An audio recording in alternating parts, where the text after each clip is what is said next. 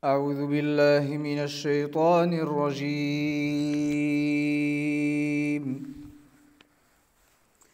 بسم الله الرحمن الرحيم.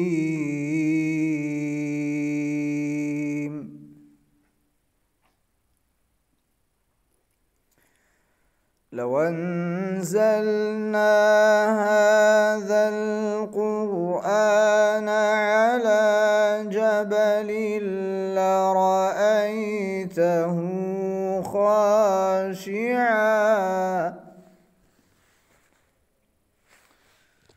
لرأيته خاشعا متصدعا من خشية الله.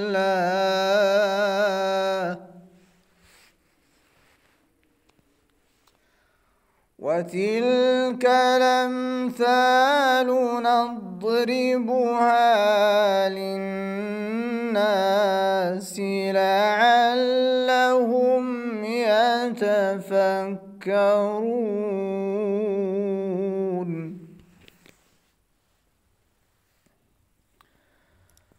هو الله الذي لا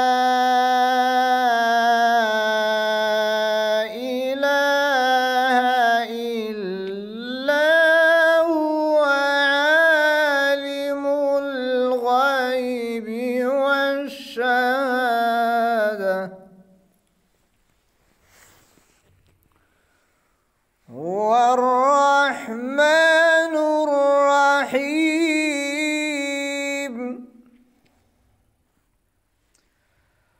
هو الله الذي لا إله إلا هو الملك القدوس السلام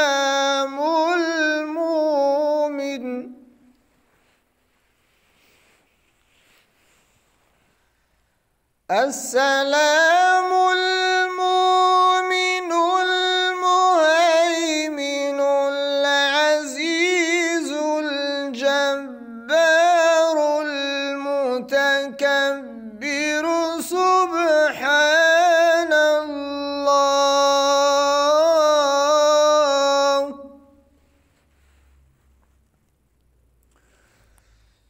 سبحان الله عما يشركون.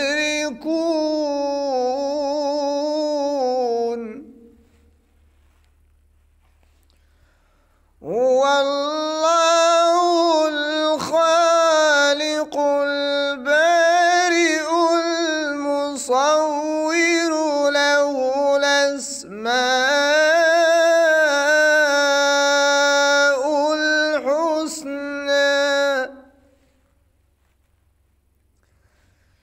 يسبح له ما في السماوات والأرض وهو العزيز الحكيم. صدق الله العظيم.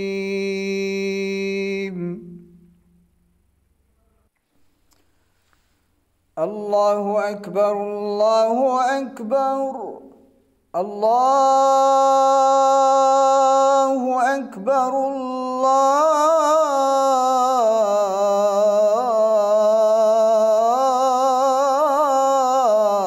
الله أكبر. أشهد أن لا إله إلا الله.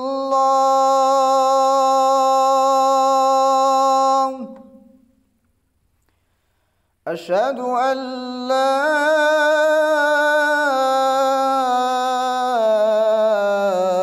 إله إلا الله.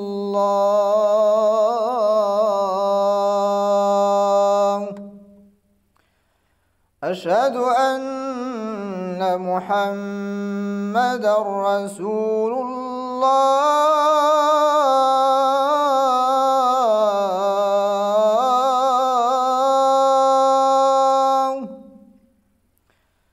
أشهد أن محمدًا رسول الله.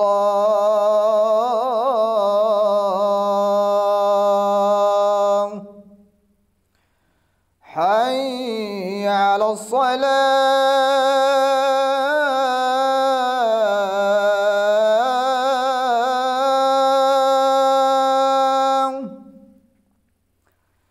حي على الصلاة.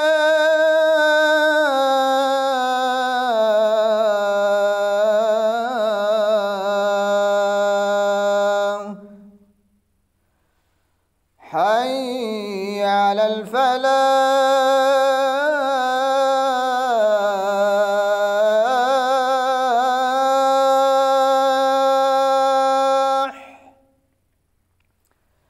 حي على الفلاح.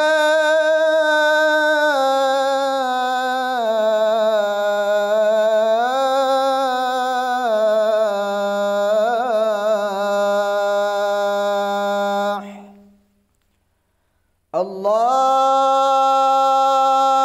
أكبر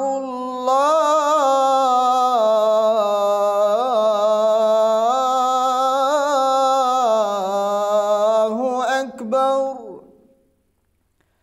لا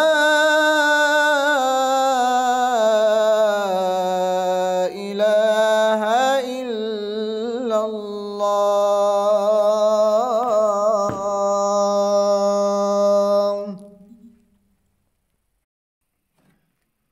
الحمد لله رب العالمين. سبحان الذي تعطف بالعز وقال به. سبحان الذي لبس المجد وتكرم به. سبحان الذي لا ينبغي التسبيح إلا له. سبحان ذي الفضل والنعم. سبحان ذي المجد والكرم. سبحان ذي الجلال والإكرام. اللهم أنت أحق من عبد وأحق من ذكر وأرأف من ملك وأوسع من أعطى. أنت الملك لا شريك لك والفرد لا ند لك. كل شيء هالك إلا وجهك. القلوب لك مفضية والسر عندك علانية. الحلال ما أحللت والحرام ما حرمت والدين ما شرعت والأمر ما قضيت والعبد عبدك والخلق خلقك وأنت الله الرؤوف الرحيم. تم نورك فهديت فلك الحمد. عظم حلمك فعفوت فلك الحمد. بسطت يدك فأعطيت فلك الحمد. ربنا وجهك أكرم الوجوه وجاهك أعظم الجاه. تطاع ربنا فتشكر وتعصى فتغفر وتجيب المضطر وتكشف الضر. وأشهد أن لا إله إلا الله وحده لا شريك له. له الملك وله الحمد وهو على كل شيء قدير. وأشهد أن سيدنا ونبينا محمدا عبده ورسوله. صلى اللهم وبارك على هذا النبي الأمين وعلى آله وصحبه أجمعين. يقول الله عز وجل بعد أعوذ بالله من الشيطان الرجيم: الحمد لله رب العالمين الرحمن الرحيم. Allah il dit louange à Allah, Seigneur des univers, le miséricordieux, le très miséricordieux. Allah il nous dit dans le deuxième verset de la première sourate du Coran qu'il est miséricordieux et très miséricordieux. Et nous les musulmans, on est obligés de répéter ce verset au moins, je dis bien au moins, 17 fois par jour. Je ne compte pas les prières surérogatoires. Pourquoi Allah subhanahu wa ta'ala nous a obligés à le répéter autant de fois? Pour qu'on sache que l'islam est la religion de la miséricorde. Et si quelqu'un il a un doute, il revient à la sourate des prophètes, Al-Anbiya, verset 107. dans lequel Allah il dit وَمَا أَرْسَلْنَاكَ إِلَّا رَحْمَةً لِلْعَالَمِينَ. Je ne t'ai envoyé uniquement comme miséricorde à l'univers. Pas uniquement aux musulmans, non. À tout le monde, à l'univers. Et si tu lis la vie du prophète sallallahu alayhi wa sallam, tu vas trouver cette miséricorde sur le terrain. 3 ans avant l'immigration, l'oncle du prophète qui le protégeait à l'extérieur des ennemis, il est décédé. Juste après lui, sa femme Khadija, qui lui était d'un grand soutien, elle décède dans la même année. Le prophète sallallahu alayhi wa sallam, il a souffert au point où on a appelé cette année l'année de la tristesse. Le prophète, tellement il a été dérangé, humilié par les polythéistes de Quraysh, il est parti dans une ville qui s'appelle At-Taïf pour demander un petit peu d'aide. Et surtout, il est parti chez 3 frères qui s'appellent les fils de Abd Yalil. Et il leur a demandé de l'aide. Ils l'ont humilié, ils l'ont insulté.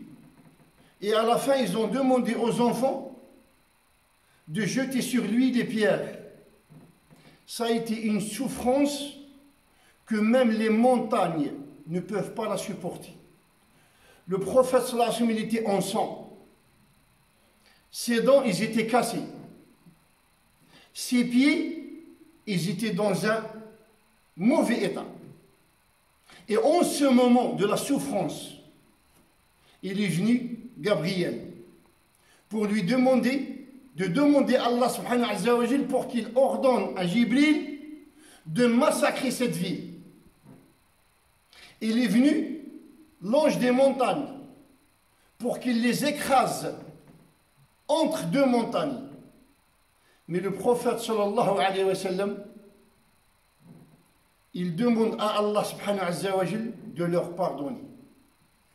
Allahumma ghfir li qawmi fa innahum la ya'lamun. Oh mon Seigneur, pardonne à mon peuple, son peuple qui n'est pas musulman, son peuple qui l'a frappé, son peuple qui l'a humilié. Y a-t-il une miséricorde plus que celle-là? Il demande à ces gens-là qui l'ont humilié. Et ce n'est pas après qu'il s'est reposé, non, au moment de la douleur, au moment où le sang il coule, au moment où il souffre, au moment où il est fatigué, au moment où il n'en peut plus. Et c'est là où il leur demande pour qu'Allah leur pardonne. Et subhanallah, la 8e année de l'Hégire, le prophète, il rentre vainqueur à la Mecque. 11 ans après, il a conquis la Mecque. Et la Mecque, elle est encerclée. Ça y est, ses ennemis sont vaincus. Ceux qui l'ont humilié, ceux qui l'ont frappé, ceux qui ont tué les musulmans, ceux qui ont torturé les musulmans, ils sont en face de lui à sa merci. N'importe quelle armée du monde, du soi-disant monde civilisé, là ils vont se venger. Ils vont les massacrer au dernier. Ils vont les torturer. Ils vont leur prendre tous leurs biens. Ils vont les humilier. Mais pas le prophète Mohammed sallallahu alayhi wa sallam. Pas la miséricorde d'Allah subhanahu wa ta'ala sur terre. Le prophète, il déclare haut et fort, aujourd'hui, c'est le jour de la miséricorde, pas de la vengeance. C'est le jour de la miséricorde. Parce que celui qui a gagné, c'est la miséricorde d'Allah subhanahu wa ta'ala sur terre.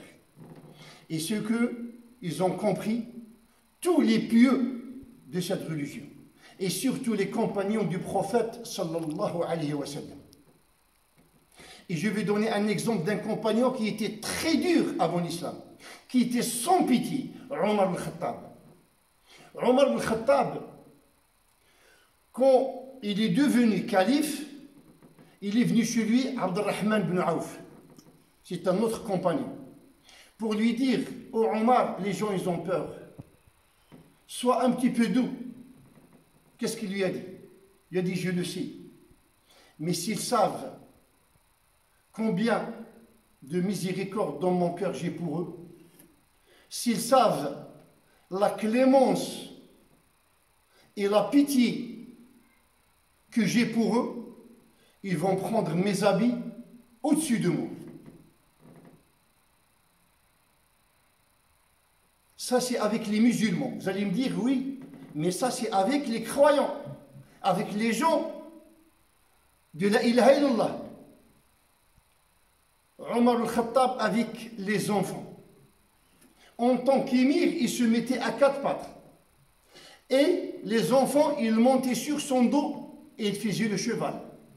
Un jour, il avait des enfants sur ses genoux, il les embrassait, il jouait avec eux. Un musulman l'a vu, lui a dit, tu joues avec les enfants, tu les embrasses, alors que tu es Amir al-Mu'minin, le guide suprême des musulmans. Il lui a dit, moi, je ne joue pas avec mes enfants, je ne les embrasse pas. Omar lui a dit, si Allah, il a enlevé la miséricorde de ton cœur, je ne peux rien faire pour toi. Et il lui a dit, Allah descend sa miséricorde sur ceux qui sont miséricordieux avec les gens. Omar al-Khattab avec les non-musulmans. Un jour, il était en voyage, ils ont rencontré quelqu'un qui était dans une grotte avec une autre religion. Et il faisait beaucoup d'adorations. Tellement il faisait des adorations, il a migré. Il a laissé les habits de je ne sais pas combien de temps. Ils étaient sales sur lui. Ils l'ont ramené chez Omar al-Khattab. Ils lui ont dit, ça c'est Amir al-Mu'minin. Omar al-Khattab, il a éclaté en sanglots. Il pleurait. Tellement il a pleuré. Et les musulmans, ils ont pitié de lui, ils lui ont dit, Amir al-Mu'minin, ce n'est pas un musulman. Il leur a dit, je me suis rappelé du verset, Amilatun nasibatun tasla naran hamiyah. Il a pleuré pour un non-musulman. Pourquoi? Parce qu'il a de la miséricorde dans son cœur. Mais ça ne s'arrête pas là. Omar al-Khattab avec les animaux. Et quand j'ai dit Omar al-Khattab, c'est tous les compagnons du prophète. C'est tous les vrais musulmans. C'est tous les pieux. Ça, c'est un exemple pour ne pas m'attarder. Mais je peux vous donner des exemples, des milliers. Omar al-Khattab, un jour, il avait envie de manger du poisson. Et quelqu'un, il est parti, lui, ramener du poisson frais. Et quand il est revenu, Omar al-Khattab, quand il s'est levé, il a vu de la sueur qui coulait derrière l'oreille du cheval. Et là, il est parti, attristé. Il a essuyé la sueur qui était sur le cheval. Il leur a dit, à cause d'un désir, à cause d'une envie de Omar al-Khattab, on a fait souffrir cette bête au nom d'Allah. Je ne mangerai pas ce poisson, je ne le toucherai pas, je ne le goûterai pas. Parce que pour lui, il a fait souffrir un cheval. Et on peut parler de ça quand le prophète sallallahu alayhi wa sallam nous dit que Allah il a pardonné à une personne tout simplement parce qu'elle est descendue dans un puits, elle avait soif, elle a bu et quand elle est remontée, elle a trouvé un chien qui avait soif comme elle. Elle est descendue, elle lui a remonté un petit peu d'eau et elle l'a abreuvé. Allah lui a pardonné tout ce qu'elle avait fait parce qu'elle a abreuvé un chien. C'est notre religion. Donc, moi je dis à tous les frères et sœurs, réfléchissons. Réfléchissons à la religion du Coran et de la Sunna. Réfléchissons. Est-ce que vraiment on est sur la religion qui a été descendue sur le prophète sallallahu alayhi wa sallam? Est-ce que vraiment on suit le Coran ou bien on suit nos envies? Et j'espère qu'on va réfléchir et démontrer que cette religion, c'est une religion qui est venue pour donner le bonheur et la joie dans ce bas monde avant le delà. J'espère qu'on va représenter cette religion de la meilleure manière. Pas avec les paroles comme on voit maintenant, tout le monde parle. Non, avec notre comportement, avec le pardon, avec la générosité avec les gens, avec le respect des voisins et de tout le monde. J'espère que ce coronavirus nous donne à réfléchir puisqu'on ne peut ni sortir, ni travailler, et on a tout le temps nécessaire pour méditer. J'espère, Inch'Allah, que Allah il va nous guider vers le droit chemin, il va nous montrer la vérité, Inch'Allah, et il nous donne la possibilité de la suivre. Amin. Wa salatu wa salamu ala Sayyidina Muhammad.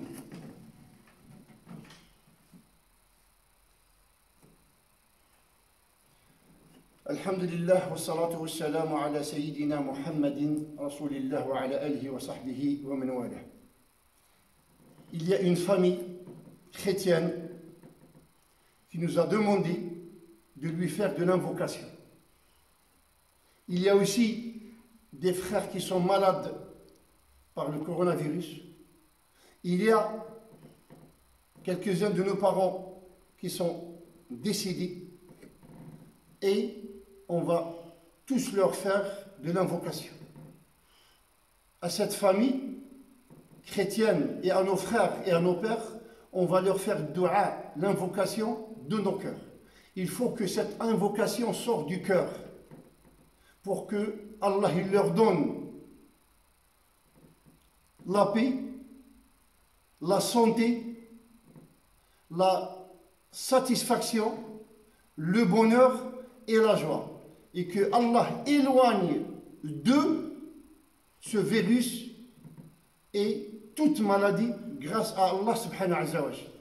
Allahumma ya Rabbal alamin, ishfihim شفاء لا يغادر سقما كل هؤلاء المرضى يا رب العالمين اشفيهم شفاء من عندك يا أرحم الراحمين اللهم اشفي أنت الشافي لا شفاء إلا شفاؤك اللهم عجز دواء الطبيب وأنت رب السماوات والأراضين لا يعجزك شيء في الأرض ولا في السماء اللهم اشفهم بقدرتك يا أرحم الراحمين اللهم هذه العائلة النصرانية اللهم أرها الحق حقا وارزقها اتباعه وأرها الباطل باطلا وارزقها اجتنابه اللهم اهدها إلى سواء السبيل واهدي جميع يا رب العالمين عبادك على هذه البطحاء اللهم ارزقها الطمأنينة هذه العائلة يا رب العالمين اللهم احفظها واحفظ جميع المسلمين من هذا الوباء ومن جميع الأمراض يا رب العالمين إخواننا الذين توفوا اللهم ارحمهم واغفر لهم وتجاوز عن سيئاتهم اللهم جازهم بالحسنة إحسانا وبالسيئات عفوا وغفرانا حتى يكونوا في قبورهم من المطمئنين ويوم يقوم الأشهاد من الآمنين برحمتك يا أرحم الراحمين اللهم اغفر وارحم وتجاوز عما تعلم وآخر دعوانا أن الحمد لله رب العالمين والصلاة والسلام على سيد الأولين وسيد الآخرين سيدنا محمد وعلى آله وصحبه والتابعين ومن استنى بسنته واتبع هداه واقتفى أثره إلى يوم الدين.